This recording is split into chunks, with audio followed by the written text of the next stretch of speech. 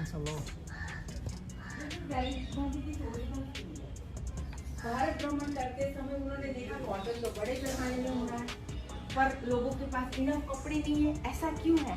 उनको पता चला ब्रिटिशर्स यहाँ से बहुत कम दाम में कॉटन विदेश ले जाते हैं, रिफाइंड वर्क वहाँ करवाते हैं, वापस वही कॉटन हमारे देश में आता है रिफाइंड वर्क होके वूल मिक्स होके, तब काफी तगड़े दाम में लोग ले रहे हैं।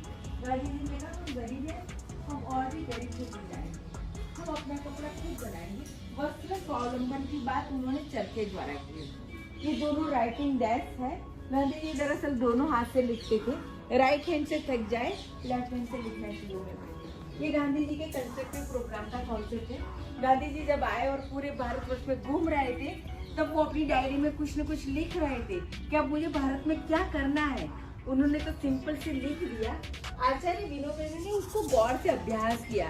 फिर विनोबा जी ने कहा गांधी जी के कुछ विचार सोशल है, कुछ विचार शिक्षा अनुरक्षी है, कुछ विचार इकोनॉमिक बेस पर है, कुछ विचार गाइड टू हेल्थ है।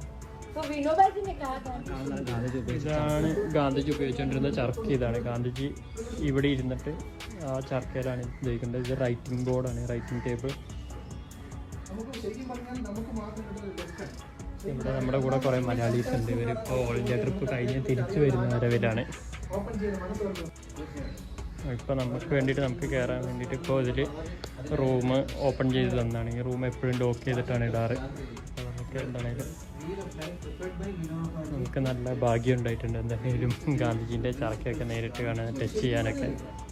ഫുള്ള് വുഡൻ ടേബിൾസൊക്കെയാണ്. ഏറ്റവും ഭാഗ്യകരമായിട്ടും ഏറ്റവും അമേസിംഗ് ആയിട്ട് എനിക്ക് തോന്നിയൊരു ഫീൽഡ്. കാരണം രാവിലെ എന്തുകൊണ്ട് പറയുന്നത് മനസ്സിലാക്കാൻ കഴിയുമെന്ന് എനിക്ക് അറിയില്ല. പക്ഷേ ദാറ്റ്സ് റിയലി ഗ്രേറ്റ്.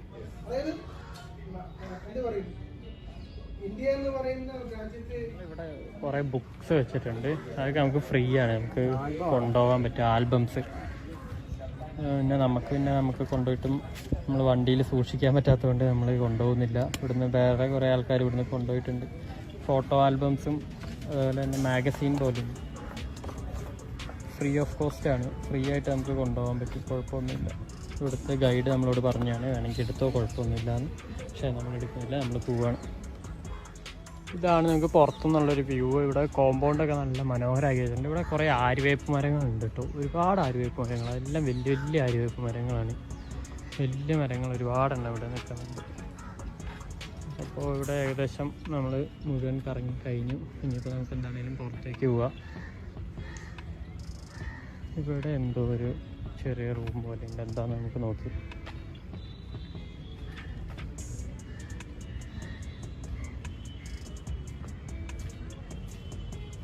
ചെറിയൊരു റൂം.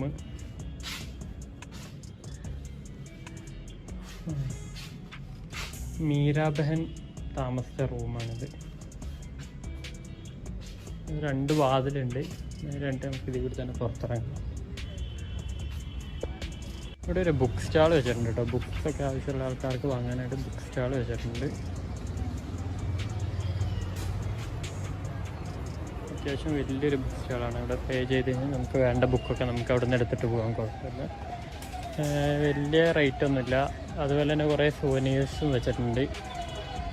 ഇവിടെ ഖാദി ഷോപ്പും ഉണ്ട്. ബുക്ക് സ്റ്റാളിൻ്റെ അടുത്ത് തന്നെ ഖാദി ഷോപ്പ്. ബുക്ക് സ്റ്റോളിന് 2 എൻട്രൻസ് ആണ്. ഇവിടെ അവിടെ ഉണ്ട്. അതിൻ്റെ തൊട്ടിപ്പുറത്ത് തന്നെ ഖാദി ഷോപ്പ്. ഇവിടെ ഇങ്ങനെ ഒരുപാട് ഡ്രസ്സൊക്കെ വെച്ചിട്ടുണ്ട്. നല്ല തിരക്കാണ് അതിൻ്റെ ഉള്ളിൽ. അപ്പോൾ നമുക്ക് അങ്ങോട്ടേക്ക് കാരണം നമുക്ക് അപ്പുറത്തെ വഴി വരാം. ഭയങ്കര തിരക്കാണ് അതിൻ്റെ ഉള്ളിൽ. ഈ ബിൽഡിങ്ങിൻ്റെ മെയിൻ്റനൻസ് നടക്കുന്നുണ്ട്, അതുകൊണ്ട് തന്നെ ക്ലോസ് ചെയ്തിട്ടേക്കാണ്. ഇവിടേക്കാണ് ഞങ്ങൾക്ക് ഷോപ്പുകളാണ് ഫുള്ള്. നമുക്ക് എന്തെങ്കിലുമൊക്കെ വേണമെങ്കിൽ വാങ്ങാനൊക്കെ ഷോപ്പുകളാണ് ഇതിൽ മുഴുവൻ ഉള്ളത്. സുവനീസ്.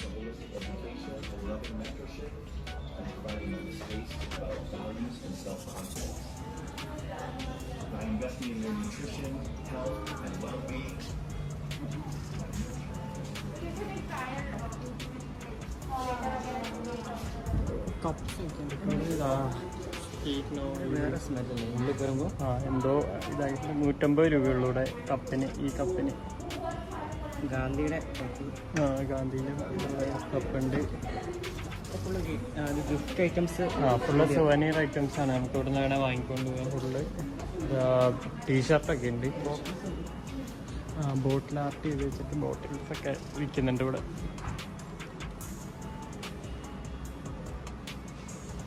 ഇവിടെ എല്ലാ സാധനത്തിനും GST ഇട്ടിട്ടോ. GST ഇട്ട് റേറ്റാണ് പറയുന്നത്.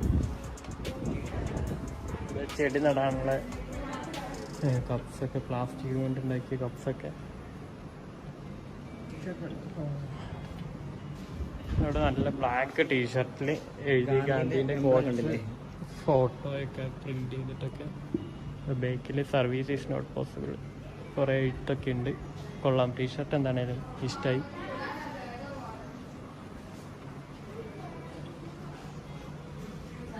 ഒരു ഓട്ടോറിക്ഷയൊക്കെ ഗുജറാത്ത് രജിസ്ട്രേഷനുള്ള ഒരു ഓട്ടോറിക്ഷയൊക്കെ ഇവിടെ ഉണ്ടാക്കി വെച്ചിട്ടുണ്ട് മരം കൊണ്ട്. ഇവിടെ മെഴുകുതിരി ക്യാൻവാസൊക്കെ പല വിധത്തിൽ, പല ടൈപ്പ്, പല ഡിസൈനിലൊക്കെ ഉള്ളതുണ്ട്. ഇതിൽ തന്നെ ഇതാ ഫോട്ടോസ് ഫ്രെയിം ചെയ്ത് നമുക്ക് വീട്ടിലൊക്കെ തൂക്കാൻ പറ്റും ഫോട്ടോസ്.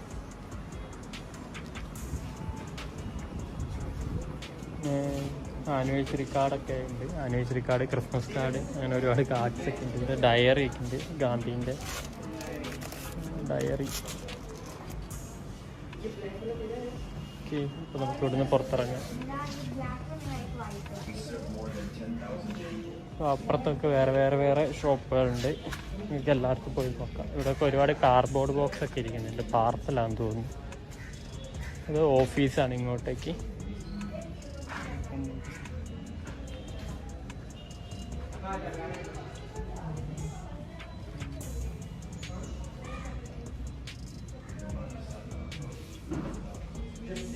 ഓഫീസ് റൂംസ്, ഓഫീസാണ് ഇതിൻ്റെ ഉള്ളിലേക്ക്. അപ്പോൾ ഇവിടെ കുറേ ഫോട്ടോസൊക്കെ വെച്ചിട്ടുണ്ട്.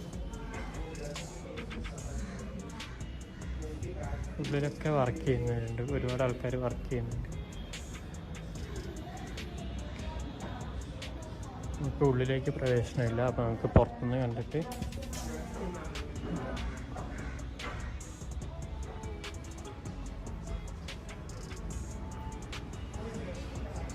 ഇവിടെ ഭിത്തിയിൽ വലിയ വോൾ പെയിൻറ്റ് ചെയ്ത് വെച്ചിട്ടുണ്ട്. ഡിസൈൻ അത് മോൾഡ് ചെയ്ത് വെച്ചേക്കുന്നതാണ്.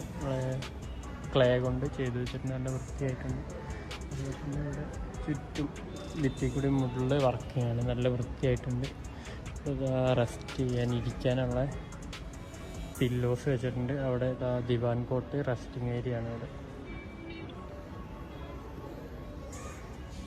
ഇവിടെ മതസൗഹാർദ്ദത്തിൻ്റെ, എല്ലാ മതത്തിൻ്റെയും ലോഗോയും കാര്യങ്ങളൊക്കെ വെച്ച് മതസൗഹാർദ്ദത്തിൻ്റെ ഒരു ഇതവിടെ ഉണ്ട്. പള്ളി, അമ്പലം, മോസ്ക്, അങ്ങനെ എല്ലാ ടെമ്പിളുകളെല്ലാം വെച്ച് അവിടെ ഒരു ഫോട്ടോ വരച്ച് വെച്ചിട്ടുണ്ട്. നല്ല രസമുണ്ട് അതൊക്കെ കാണാൻ.